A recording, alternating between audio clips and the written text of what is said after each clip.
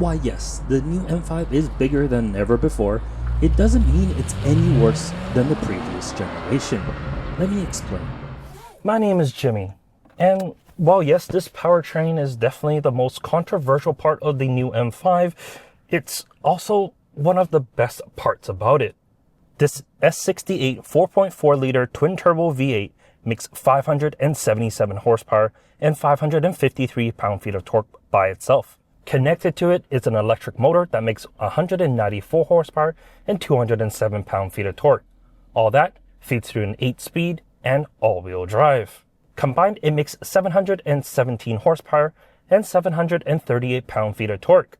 And you still get 40 kilometers or about 25 miles of electric range. So start it up, put it into drive, and you're on your way in a very quiet sedan. There's nothing wrong with this.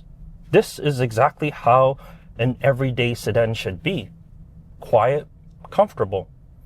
However, you might be saying, well, BMW already makes one like that. It's called the 550e, and you're not wrong. That only makes 483 horsepower.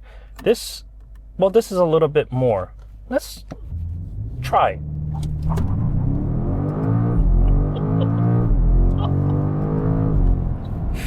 You know what? 3.5 seconds isn't that slow.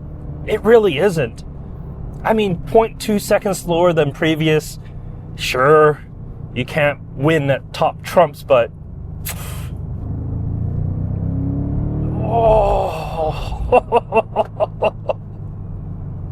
having that dual personality within a vehicle is it's very fun. Because when you're just driving around normally, you don't want to look like an absolute lunatic. You can just hit and then one button here, or hit one of the many controls right here in the center, and everything quiets down, everything softens up. It feels like a regular 5 Series. Sure, the suspension is definitely a little stiffer, but it's not bad. It's exactly what a 5 Series should be. It's just comfortable. And in here, the seats, the leather, of course, they're heated, they're cooled. It's the right amount of comfort. And they're shaped so well to just keep your body in place. In front of me, the wheel, it's just perfect. The grip is right. It's not as girthy as some others. The stitching, perfect. The M1 and M2 buttons right there for easy access to your M modes. Of course, your paddle shifters right on the back. Get full digital cluster behind that to show you everything you really need. Augmented reality, yeah, that even has that. Heads-up display can be configurable depending on your drive modes. Main infotainment is the latest iDrive, so that works really well. It's CarPlay, Android Auto. I mean, there's also a million things it can do. There's even games that's built in. And there's a lot of information in here, and it can get quite complicated. But for the most part, everything you really need is on the home page, and then your climate controls right on the bottom. Sorry, you lost all those buttons right below. Behind me, well, if you're carrying 2 kids, you're going to have no problems with that neither. The M5 is spacious. It's a 5 Series.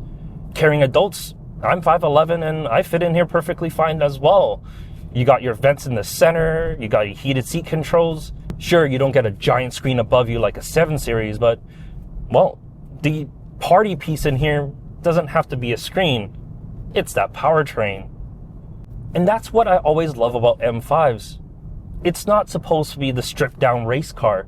That's left for the M3, M4. This is, well, a family vehicle that just happens to go really, really quickly. I can carry my kids in the back, or in my case, just my kid, not kids. But I can have my kid in the back. He absolutely loves the vehicle. He loves the sound. He loves the acceleration. And, well, I don't have to worry about the pumps that much. Plug it in overnight and I got 40 kilometers of drive wherever I need to with basically free range. I mean, electricity here in BC is so cheap that really doesn't matter. And that's just the beauty of this. I can get that 40 kilometers range. I don't have to worry about the pumps as often. But when I want to, I just hit a button, I engage that V8, and I just put my foot down. and then I get all the sound I want, all the speed I want. It's the complete package. That said, the complete package does come at a cost, and as spec'd here, it's 160,000 Canadian dollars, or about 142,000 US. I mean, this does have everything on it. M carbon exterior package with the carbon roof, carbon spoiler, carbon mirrors, the advanced driving assistant package, this frozen deep gray, even the M carbon ceramic brakes. I mean, you can get the stripper one for 135,000 Canadian. Are you going to? Probably not. You're gonna stack on a few options. And the brakes, well, brakes are always nice to have, especially when it weighs as much as this does. But for someone like myself, where I'm definitely not gonna be the first owner, I'm gonna be that guy that wants to buy this 20 years or so down the line. The carbon ceramic brakes, I probably want the regular steel brakes just because they're cheaper in terms of replacement.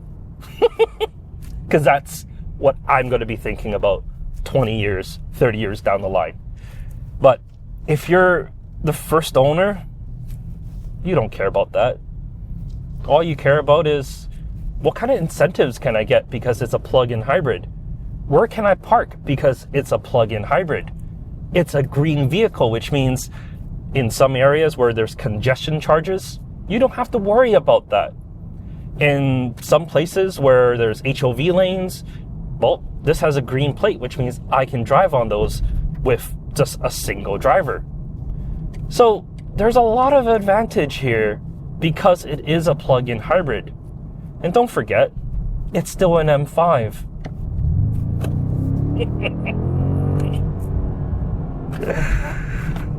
I'm going to enjoy this some more with the engine and not just the electrical part. If you have any questions, let me know in the comment section down below. In any case, thank you so much for watching this video. Like the video if you do, subscribe if you want to see more, and I'll catch you next time. Take care.